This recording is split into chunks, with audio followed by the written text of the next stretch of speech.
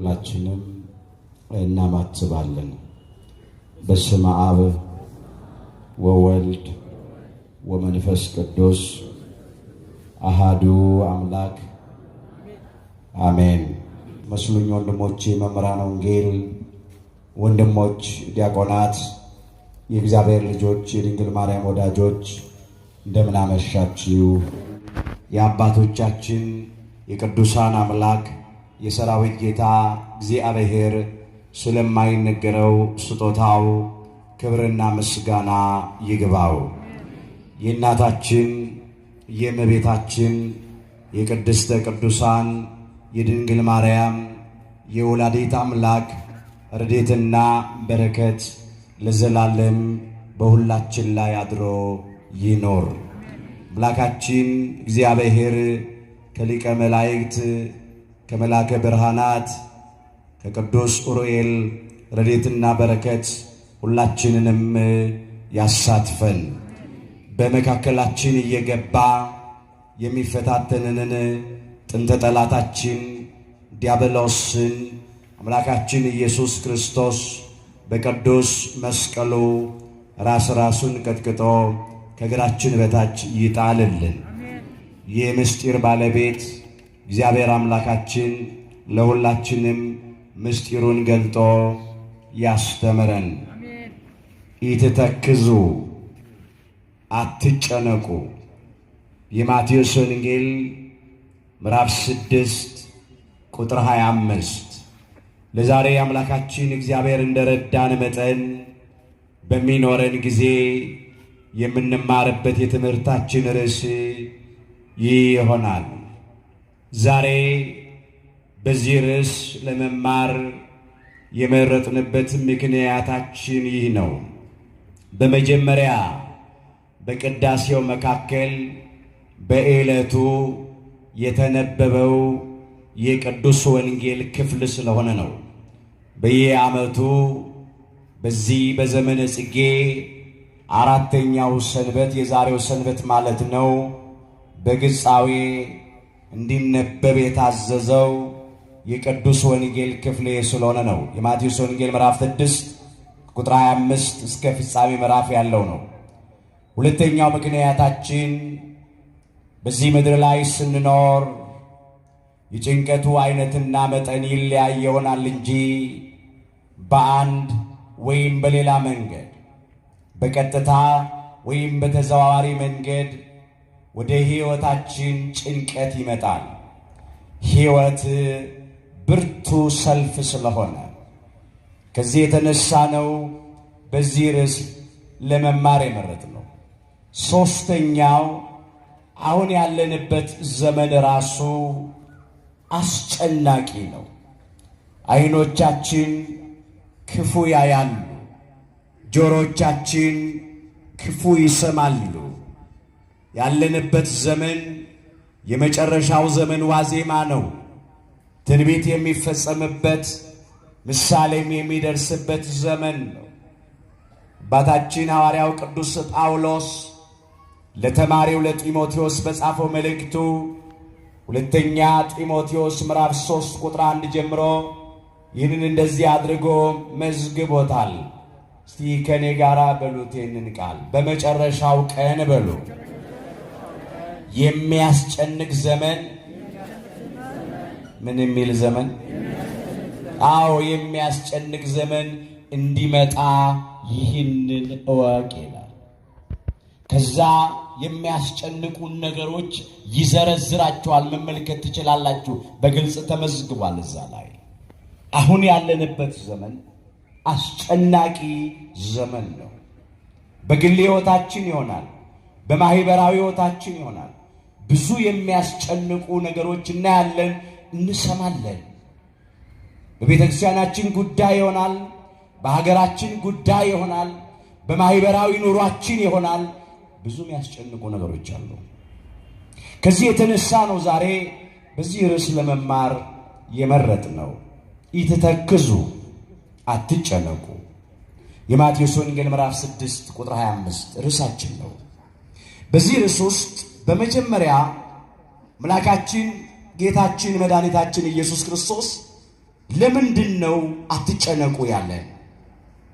ጭንቀት ወደ ሕይወታችን መምጣቱ አይቀርም። ታዲያ ለምን አትጨነቁ አለ? አትጨነቁ ካለንስ ጭንቀት ወደ ሕይወታችን ሲመጣ ጭንቀቱን በምንድነው የምናልፈው? ምንድነው ልናደርግ የሚገባው? ይህን እንመለከታለን። አምላካችን እግዚአብሔር በነገር ሁሉ ማስተዋልን ይስጠን። አትጨነቁ ያለበት ምክንያቱ በጣም ብዙ ነው። ዋና ዋናዎቹን ብቻ እናነሳለን።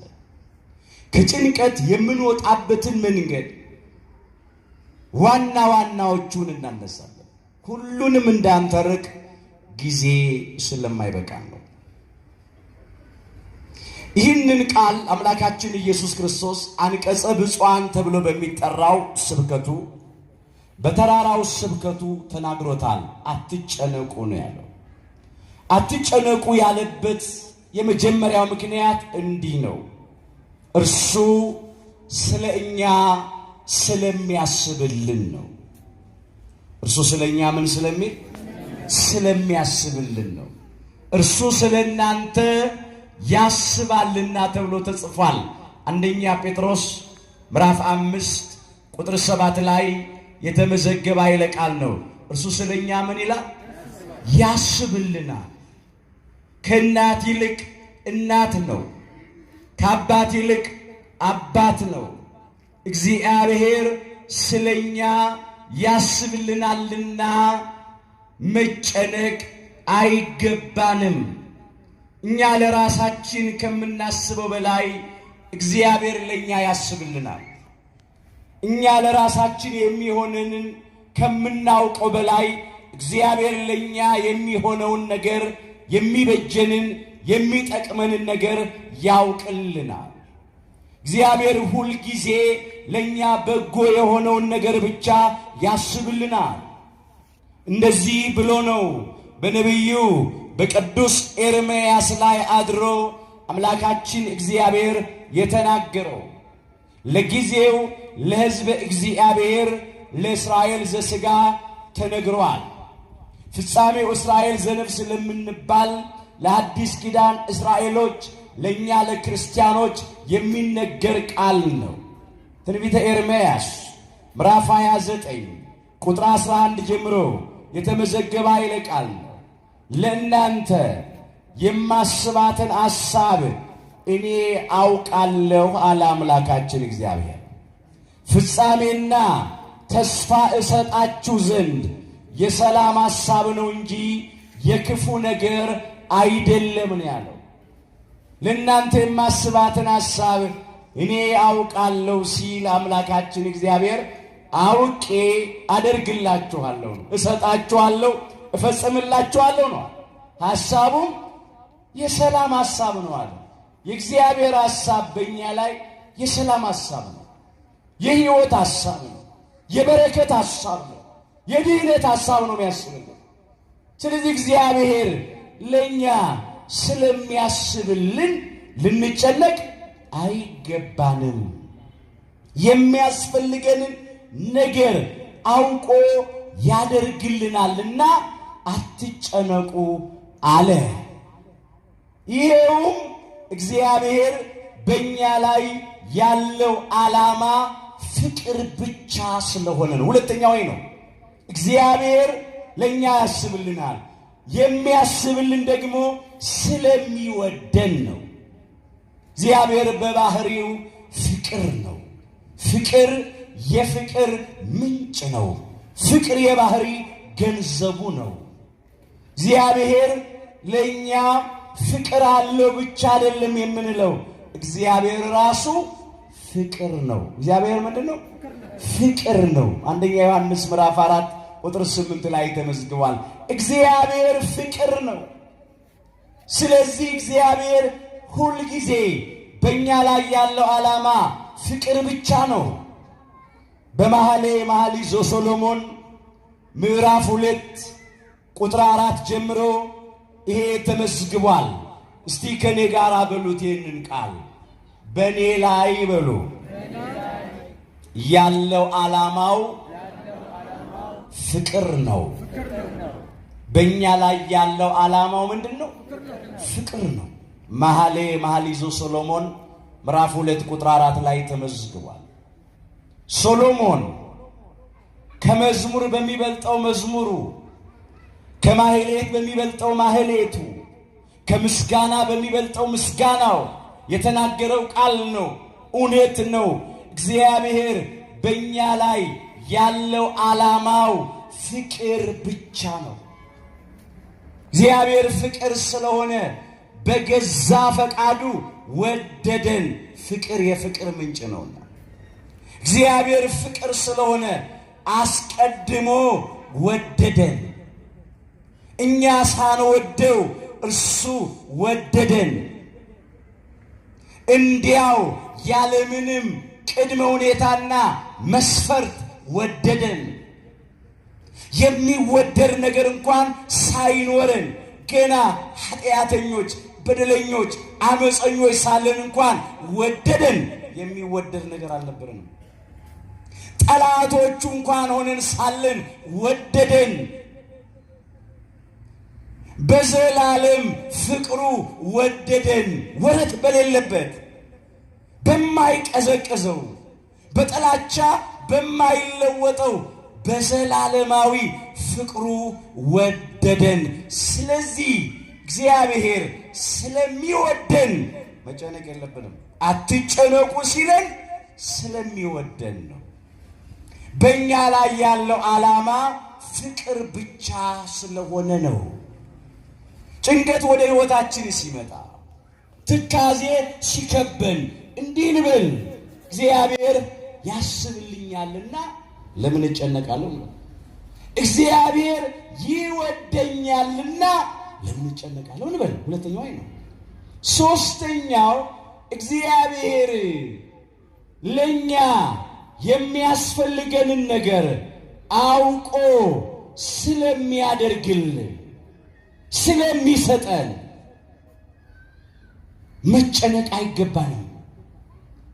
ወገኖቼ የመጀመሪያውን ሰው አባታችን አዳምንና እናታችን ሔዋንን ከመፍጠሩ አስቀድሞ የሚያስፈልጋቸውን ነገር ፈጠረላቸው። በአዳምና በሔዋን ሁላችንን መናገር ነው። እኛን ከመፍጠሩ አስቀድሞ ለእኛ የሚያስፈልገንን ፈጠረልን። እኛን ከመስራቱ ከማበጃጀቱ አስቀድሞ ለእኛ የሚያስፈልገንን ነገር አበጃጀልን፣ አዘጋጀልን። ለአዳምና ለሔዋን እንዲሁም ለእኛ ለልጆቻቸው እግዚአብሔር የምንበላቸውን ፍራፍሬዎች በገነት እኮ አኖረ። አትክልቱን አዘጋጀ። የምንኖርባትን ገነትን አዘጋጀ። የምንጠጣውን ምንጭ አዘጋጀ። የማያረጅ የማይቀደድ በሰው እጅ ያልተሰራ ጸጋውን አልብሶን ነበር። በበደል በኃጢአት ምክንያት አስገፈፍ ነው፣ አወለቅ ነው እንጂ የሚያስፈልገንን አዘጋጅቶ ነው እኛን ያዘጋጀው። የዓይናችን ማረፊያ የልባችን ተስፋ የሚሆነውን ነገር አዘጋጀ። ከዚያ እኛን አዘጋጀ። ስለዚህ አስቀድሞ የሚያዘጋጅልን አምላክ ስለሆነ አትጨነቁ አለ። ወላጆቻችን እኛን ከመውለዳቸው አስቀድሞ ለእኛ የሚያስፈልገንን እኮ ያዘጋጃሉ። እናት አንዳንድ ጊዜ እንኳን ጸንሳ ከመውለዷ በፊት ቀርቶ ሳትጸንስም እንኳን ልጅ ስወልድ እንዲህ ነው ማሳድገው፣ ይሄንን ነው ማበላው፣ ማጠጣው፣ ማለብሰው፣ በዚህ ትምህርት ቤት ነው ማስተምረው እያለች ታስባለች። ገና ያልተጸነሰ ልጇን ማለት ነው፣ ያልተወለደ ልጇን ማለት ነው። ጸንሳማ ካለ ታዘጋጃለች፣ ልብሱን መኝታውን ታዘጋጃለች። ለምን? እናት ለልጇ ፍቅር ስላላት አባት ለልጁ ፍቅር ስላለ ወላጆች ለልጆች ፍቅር ስላላቸው ወላጆቻችን ያንን ፍቅር ያገኙት በጸጋ ከእግዚአብሔር ነው። የወለዱን ወላጆቻችን ይሄንን ያህል የሚያስቡልን ከሆነ የሚወዱን ከሆነ አስቀድመው የሚያዘጋጁልን ከሆነ አምላካችን እግዚአብሔርማ የቱን ያህል ወገኖች። አንዳንድ ወላጆች በጣም ብዙዎቹ የሚኖሩት ለልጆቻቸው ነው፣ ለራሳቸው አይኖሩም። እነሱ የተራቡ ልጆቻቸው እንዲጠግቡ፣ እነሱ የተጠሙ ልጆቻቸው እንዲረኩ፣ እነሱ ልብስ ሳይቀይሩ ልጆቻቸው እንዲያምሩባቸው ራሳቸውን ጎድቶ ነው የሚያሳድጉት። የእኛን አምላክ ደግሞ አስቡት። ፍቅሩ ከአይምሮ በላይ ነው፣ በቋንቋም አይገለጥም። ስለዚህ እንደዚህ አድርጎ ስለሚያዘጋጅልን ቀድሞ ያዘጋጃልና መጨነቅ አይገባም። ሶስተኛው ምክንያት ነው። አራተኛው እግዚአብሔር የበለጠውን ስለሚያደርግ መጨነቅ አይገባም። ይህንን አሁን እናነሳዋለን። እዚህ ላይ ርዕስ አድርገን የተነሳንበት የመጽሐፍ ቅዱስ ክፍል ላይ የማቴዎስ ወንጌል ምዕራፍ 6 ቁጥር 25 እንዲህ ያለ አምላካችን ኢየሱስ ክርስቶስ ስለ ነፍሳችሁ በምትበሉትና በምትጠጡት ወይም ስለ ሰውነታችሁ በምትለብሱት አትጨነቁ አለ። ሶስት መሰረታዊ ነገሮችን አመጣ። በዚህ ምድር ላይ ስንኖር ለሰው ልጆች ከሚያስፈልጉት መሰረታዊ ነገሮች መካከል ሶስቱን ናቸው። እኒህ ብቻ ናቸው ማለት አይደለም፣ ሌሎችም አሉ፣ እናነሳቸዋለን። በመጀመሪያ መብልንና መጠጥን አመጣ። ሁለቱን ስለ ነፍሳችሁ በምትበሉት በምትጠጡት አትጨነቋል። የመብል የመጠጥ ጉዳይ የሚያስጨንቀን ሰዎች ስላለን፣ ቀጠልና ስለ ሰውነታችሁ በምትለብሱት ደግሞ አትጨነቁ አለ። ለምን ስንል እዚያው እንዲህ ብሎ ያመጣዋል። ነፍስ ከመብል ሰውነትም እውነት ነው። የበለጠውን ነገር እኮ ሰጥቶናል። ያነሰውን ነገር እንዴት ይነሳናል? ትልቁን ነገር አድሎናል። ትንሹን ነገር እንዴት ይከለክልናል? ነፍሳችንን የሰጠን አምላካችን እንዴት መብልና መጠጥ ይከለክልናል? እንዲህ ተብሎ ነው የተጻፈው። እስቲ ከኔ ጋር በሉ፣ የእግዚአብሔር መንፈስ በሉ ፈጠረኝ፣ ሁሉንም የሚችል የአምላክ እስትንፋስ ሕይወትን ሰጠኝ። ያ እዳሪ የሚሆን መብል መጠጥ ከመስጠት በላይ ነፍስ መስጠት አይበልጥም? እናስባ፣ እናስተውላ፣ አንጨነቅ። ጭንቀት ወደኛ ሲመጣ በመብል ጉዳይ በመጠጥ ጉዳይ ስንጨነቅ እንዲህ እንበል፣ ነፍሴን የሰጠኝ አምላክ፣ ሕያው ያደረገኝ አምላክ መብልና መጠጥ አይከለክለኝም ብለን ጭንቀትን ከኛ ሕይወት እናርቀው። ራሳችንን እናረጋጋ፣ ራሳችንን እናጽናና። ይህንን ማለት ነው። ይቀጥላል። እነሆ ሰውነት ከልብስ አይበልጥምን አለ። ለእኛ ብል የሚበላው የሚቀደድ የሚያረጅ ጨርቅ ልብስ ከመስጠት በላይ እኛን ሰው ማድረግ አይበልጥም እንዴ? ለእኛ ሰውነት መስጠት ስጋ መፍጠር አይበልጥም እንዴ? ይህንን ማለቱ ነው። አሁን አንዳንዶቻችን የልብስ ጉዳይ ያስጨንቀናል። ነገር ግን አምላካችን የሚበልጠውን ነገር ሰጥቶናል። ይሄ ሰውነታችን፣ ይሄ አካላችን እሱን የፈጠረልን ከአራቱ ባህርያተ ስጋና ከሶስቱ ባህርያተ ነፍስ አዋሂዶ ሰው አድርጎ ያቆመን አምላካችን እግዚአብሔር ነው። ክብር ምስጋና ይግባው። እስቲ ከኔ ጋር በሉ፣ እጆችህ በሉ አበጃጁኝ ሰሩኝም እንዳስተውል አድርገኝ። አባታችን ክቡር ዳዊት የዘመረው መዝሙር ነው። የዳዊት መዝሙር መዝሙር 118 ቁጥር 73 ላይ ተመዝግቧል። እጆች ሰሩኛል አበጃጁኝም አለ፣ እንዳስተውል አድርገኝ። አራቱ ባሪያተ ሥጋ አፈር ወይም መሬት፣ ውሃ፣ እሳትና ነፋስ ናቸው። እነኚህ ፍጥረታውያን ናቸው፣ ምድራውያን ናቸው፣ ሟች፣ ፈራሽ፣ በስባሽ ናቸው። ሦስቱ ባህርያተ ነፍስ የሚባሉት እነሆ ለባዊነት፣ ነፍሳችን ለባዊት ናት። እንመራመራለን፣ እናውቃለን፣ እናስባለን። ነባቢነት፣ ነፍሳችን ነባቢት ናት። ተናጋሪነት ማለት ነው። ቋንቋ አለን፣ አንደበት አለን፣ ልሳን አለ። ሕያውነት፣ ነፍሳችን ሕያዊት ናት። ዘላለማውያንን ሕያዋንን አምላካችን እግዚአብሔርን የመሰልንበት ምስጢር ይሄ ነው። ነፍሳችን አዋቂት ናት። ነፍሳችን ተናጋሪ ናት። ነፍሳችን ሕያዊት ናት። ስለዚህ እግዚአብሔር እንዲህ አድርጎ ከፈጠረን፣ በአርአያውና በመልኩ ከፈጠረን እንዴት መብል መጠጥ ልብስ ይነሳናል?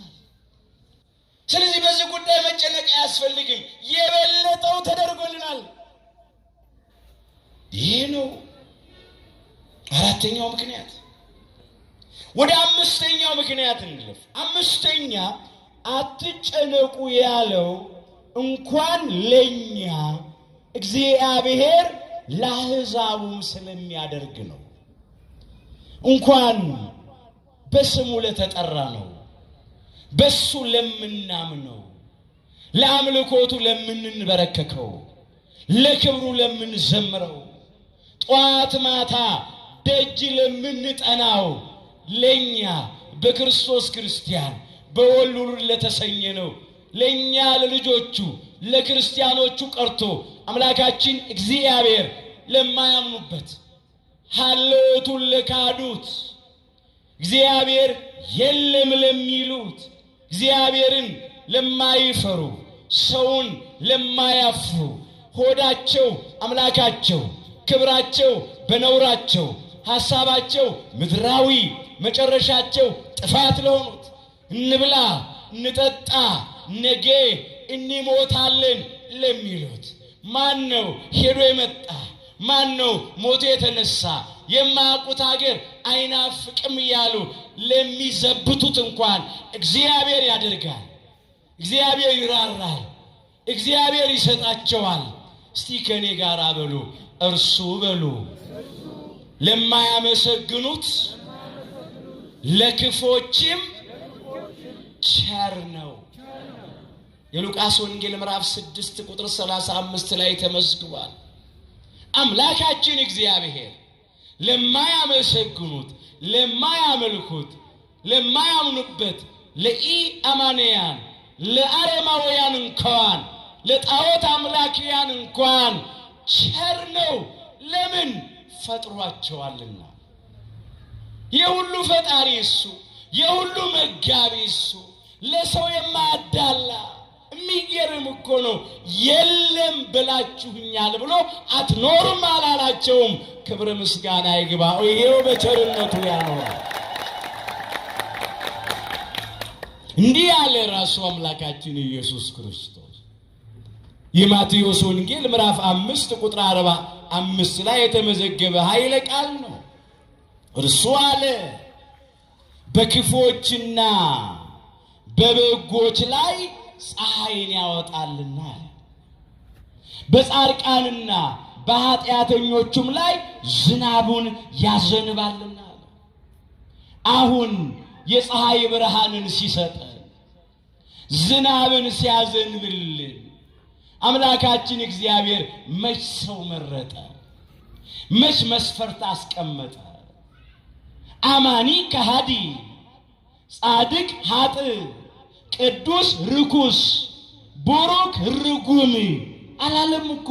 ለሁሉ ይሄው የፀሐይን ብርሃን ሰጠ። ለሁሉ ዝናቡን ያዘንባል። እሱ እኮ ነው በዝናብ እያበቀለ በፀሐይ እያበሰለ የሚመግበን፣ በነፋስ እያቀዘቀዘ የሚያኖረን። እንግዲያውማ መስፈርት ቢያስቀምጥ ኖሮ ያላመኑ ያልተጠመቁ ክርስትና ያልተቀበሉ እግዚአብሔር የለም የሚሉ በፀሐይ ብርሃን መጠቀም የለባቸው፣ የፀሐይን ሙቀት መሞቅ የለባቸው፣ ዝናቡ ለነሱ አይገባቸውም ቢል ኖሮ እንዴት ይቻላል? ግን ለሁሉ ይሄን ሰጠ። ይህ ቸርነቱ ነው። ይህ ስጦታው ነው። ለማያመሰግኑት፣ ለማያመልኩት፣ ለማያምኑበት ለክፎቹ ቸር ሆኖ የሚያስፈልጋቸውን የሚያደርግ አምላክ ለምናመልከው ለምናመሰግነውማ ለኛ የቱን ያህል የበለጠ ነገር ያደርግልናል።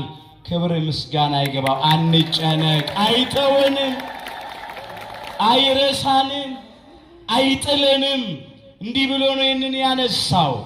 እዚሁ የተነሳንበት ክፍል ላይ የማቴዎስ ወንጌል ምዕራፍ 6 ቁጥር 31 ላይ እንመልከተው። ጠቅልሎ ያመጣዋል። እዚህ ላይ እንግዲህ ምን እንበላለን፣ ምን እንጠጣለን፣ ምን እንለብሳለን ብላችሁ አትጨነቁ አለ። ይህንስ ሁሉ አሕዛብ ይፈልጋሉ አለ። አሕዛቡ ይፈልጋሉ፣ እነኛ ኢያማንያኑ ይፈልጋሉ። ካልበሉ ካልጠጡ አይኖርምና ይህንስ ሁሉ አሕዛብ ይፈልጋሉ። ይህ ሁሉ እንዲያስፈልጋችሁ የሰማዩ አባታችሁ ያውቃልና ነው። እግዚአብሔር ያውቃል። ስለሚያውቅ ያዘጋጅልና ያደርግልናል። ስለሚያውቅ እኮ ነው ገና እናቶቻችን እኛን ከመውለዳቸው በፊት በጸነሱን ጊዜ እግዚአብሔር ምን ያደርጋል? ጡቶቻቸው ወተት እንዲያገቱ ያደርጋል። በእናታችን ማኅፀንስ በእትብት በኩል ምግብ መጠጡን እያገኘን ተጸንሰን የጽንስ ወራት አለቀ። እንደተወለድን የምንበላው የምንጠጣው እንዳንቸገር እግዚአብሔር ወተቱን ከእናቶቻችን ጡት አዘጋጀ። የሚገርም ነው። ይሄ እግዚአብሔር ድንቅ ስራ ነው። ከሰው አእምሮ በላይ ነው። የሚበሉት የሚጠጡት የተለያየ ነገር ነው። ነገር ግን ነጩን ወተት እግዚአብሔር አዘጋጀ። የእናት ወተት ደግሞ ልጅ እድገት ከምንም በላይ ከማንኛውም የተመጣጠነ የምግብ አይነት ይበልጣል። ክብር ምስጋና ይግባው። እንዲህ አድርጎ ነው። ስለዚህ አንጨነቅ። ይሄ አያስጨንቅም። አምስተኛው ነው። ወደ ስድስተኛው እንለፍ። ስድስተኛ ለምን አትጨነቁ አለ። ስድስተኛው ምክንያት እንዲህ ነው። እኛ ከብዙ የሰማይ አዋፋት ስለምንበልጥ አትጨነቁ ይልናል። እንዲህ ብሎ ያነሳዋል። አስተውሉ ወገኖቼ፣ ወደ ሰማይ ወፎች ተመልከቱ ይላል። አይዘሩም፣ አያጭዱምም፣ በጎተራም አይከቱም፣ የሰማዩ አባታችሁም ይመግባቸዋል። የሰማዩ አባታችሁ ምን ይላቸዋል? ይመግባቸዋል። እናንተ ከእነርሱ እጅግ አትበልጡምን ይላል። እኛን ደካሞቹን ደግሞ በመብል በመጠጥ በልብስ ጉዳይ የምንጨነቀውን ከሰማዩ አፋት ደግሞ ተማሩ ይለናል፣ ያስተምረናል። በዚያ በኩል የሰማይ ወፎችን ተመልከቷል። እውነት ነው፣ አይዘሩም፣ አያጭዱም፣ በጎተራም አይከቱም። የሰማዩ አባታችን አምላካችን እግዚአብሔር ይመግባቸዋል። እኛ ደግሞ ከብዙ የሰማይ አዕዋፋት እንበልጣለን። የሰማይ አዕዋፋትን የማይዘነጋ የሚመግብ አምላክ ለኛማ የቱን ያህል ያደርግልን ይሆን? ከሰማይ አዕዋፋት ከምድር እንስሳትና አራዊት ተፈጥሮ እኮ የሰው ልጆች ተፈጥሮ ይበልጣል። እንደዚህ ተብሎ ነው የተጻፈው። ኦሪት ዘፍጥረት ምዕራፍ 2 ቁጥር 19 ጀምሮ የተመዘገበውን ኃይለ ቃል እንመልከት። እግዚአብሔር አምላክም ይላል የምድር አራዊትንና የሰማይ ወፎችን ሁሉ ከመሬት አደረገ ነው የሚለው። ከመሬት ተገኝተዋል፣ ወደ መሬት ይገባሉ። ነፍሳቸው ደማዊት ናት፣ ሕያዊት ዘላለማዊት አይደለችም። ከአፈር ተገኝተናል ወደ አፈር እንገባለን ሲሉ ነው ጎንበስ ብለው ሄዱት።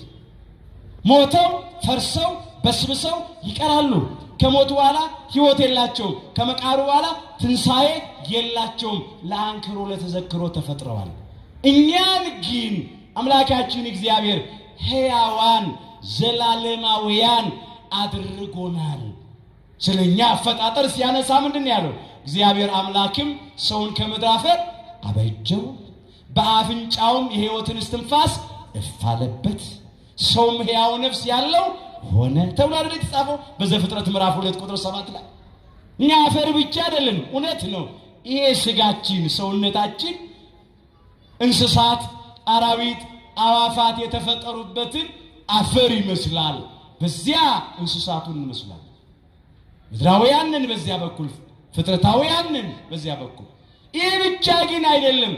እፍ ከተባለብን ከሕያው እስትንፋስ የተነሳ ሕያዋን ነን። አጎንብሰን ብቻ አንሄድም። እግዚአብሔር ቀና አድርጎም አቆሞናል። ለምን? ከሞት በኋላ ሕይወት አለን፣ ከመቃብር በኋላ ትንሣኤ አለን፣ ዘላለማውያን ነን። ክብር ምስጋና ይግባው። ቀና አድርጎ አቆሞናል። ስለዚህ ለነኛ ለምድራውያኑ ደማዊት ነፍስ ላለቻቸው መብል መጠጥ ካዘጋጀ ለኛ ለሕያዋኑ ለዘላለማውያኑማ የቱን ያህል። ትንኝንም በምግብ አይዘነጋም የኛ አምላክ። አባታችን ክቡር ዳዊት እንዲህ ብሎ ዘመረ። የዳዊት መዝሙር 146 ቁጥርም 9 ጀምሮ የተመዘገበውን ቃል እንመልከት። ለሚጠሩት ለቁራዎች ጫጩቶች አለ፣ ለእንስሳትም ምግባቸውን ይሰጣል አለ። ታዲያኛ ከብዙ የቁራዎች ጫጩቶች አንበልጥም እንዴ? ከብዙ አዕዋፋት አንበልጥም እንዴ? ለቁራዎች ጫጩቶች ምግብ የሚያዘጋጅ ከሆነ ለእንስሳቱ ምግብ የሚያዘጋጅ ከሆነ እንስሳቱ ሳር በሎቹ ሳር እንዲበሉ አዘጋጅቷል። ስጋ በሎቹም ስጋ እንዲበሉ አዘጋጅቷል። እንስሳቱ ሲወልዱ አሁን ከብቶች ሲወልዱ ለጥጆቻቸው፣ በጎች ፍየሎች ሲወልዱ ለግልገሎቻቸው አረንጓዴ ሳር በልተው ነጭ ወተት ይታለባሉ። ክብር ምስጋና ይግባው። ሰው ተመራምሮ አይደርስም። ታዲያ ከብዙ እንስሳት፣ ከብዙ አራዊት፣ ከብዙ አዕዋፋት እኛን በልጥ ለምን እንጨነቃለን ታዲያ? አትጨነቁ ማለት 6ኛው ነው።